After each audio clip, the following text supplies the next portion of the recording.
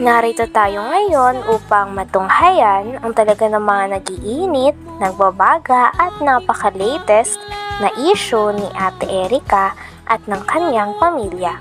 Sa pagpapatuloy nga ng ating istorya ay nandun muli si Kalingap Val Santos Matubang sa bahay nila Ate Erica sapagkat nais niyang ma-interview ang lolo nito at lola niya.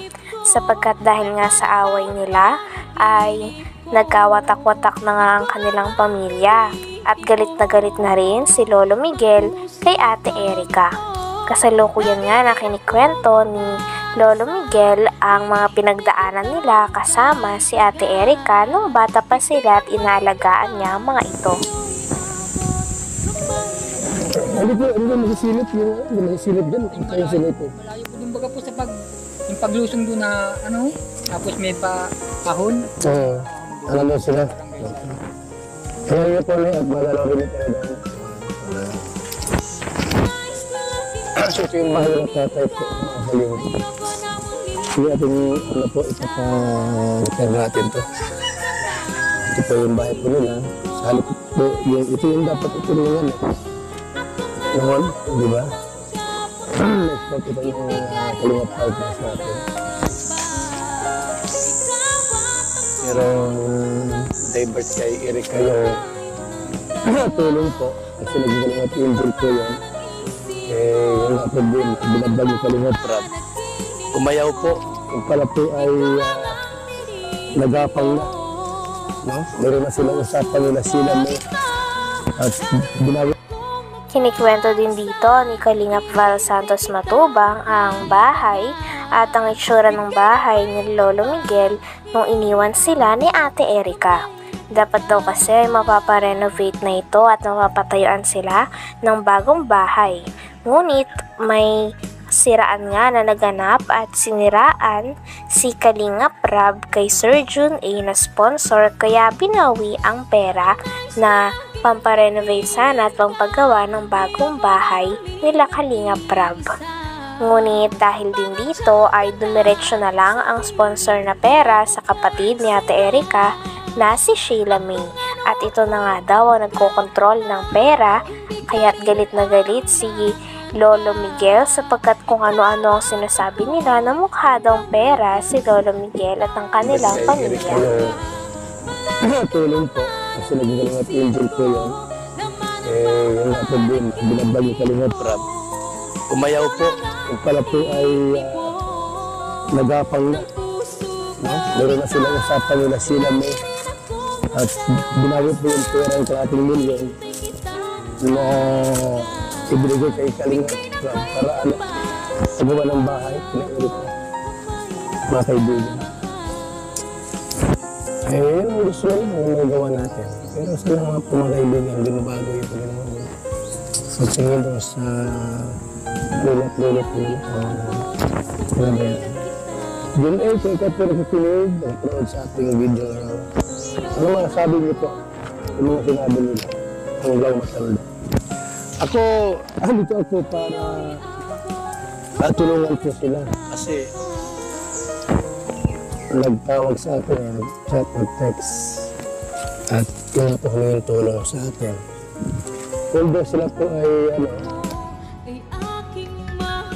Ayon pa sa pamilya ni Ate Erica ay para sa kanila daw, ang isang pamilya ay nagdadamayan daw at magkasama sa hirap at ginhawa. Ngunit nabaliktad na nga at hindi na ganito ang nangyayari dahil simula daw nagkaroon na ng pera at nahawakan na ni Ate Erica at ng kanyang ate ang pera na pinadala ni Sir Jun A ay nagbago na daw ang ugali ng mga ito. Na hindi na nga daw nila binibisita ang mga tao na nag-aruga, nagpalaki at talaga namang nagpaaral sa kanila simula nung bata pa sila. Hindi na rin daw hangad ni Lolo Miguel na magkaayos pa sila. Ang gusto na lamang nila ay sana manahimik na ang mga tao kakabato ng mga maling impormasyon at paninira sa kanilang pamilya dahil ayaw ni Lolo Miguel na nilalapastangan siya. So, tingin doon sa lulat-lulat nila. Ano ba yan? Yun kung ikaw po nakikinig, nakapanood sa ating video ngayon, ano masasabi niyo po yung mga sinabi nila, ang lang matanda? Ako dito ako para tulungan ko sila. Kasi nagtawag sa atin, chat mag-sex.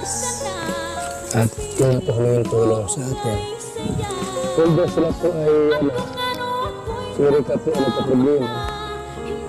Kasi umalis sa Kalinga, hindi nagpa-vlog. Kaya yung vlog ko dito mga Kalinga, tuloy-tuloy po yun.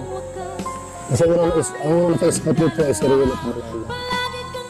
Ay Lolo Miguel. So, ang tanong ko kayo Mr. ay John A, ano ang masasabi mo? Nasa dalawang hinahangaan mo. Di ba ay nakatayo, nakag-Diyos na yun. Dahil sa problema na ito sa pagitan ni Ate Erika at ng kanyang pamilya, ay sabi nga din ni Kalingap Val Santos Matubang na handa daw siya na solusyonan ng ito. Kaya naman tinatanong niya at patuloy niyang ini-interview ang pamilya ni Ate Erika nang sa ganon ay malaman niya pati na rin ng mga tao ang tunay na side o ang hinaing ng pamilya ni Ate Erika sa kanya. Hangad pa din naman ni Kalingap Val Santos Matubang na maayos daw ang away na ito sa pagitan ni Ate Erika at ng kanyang pamilya.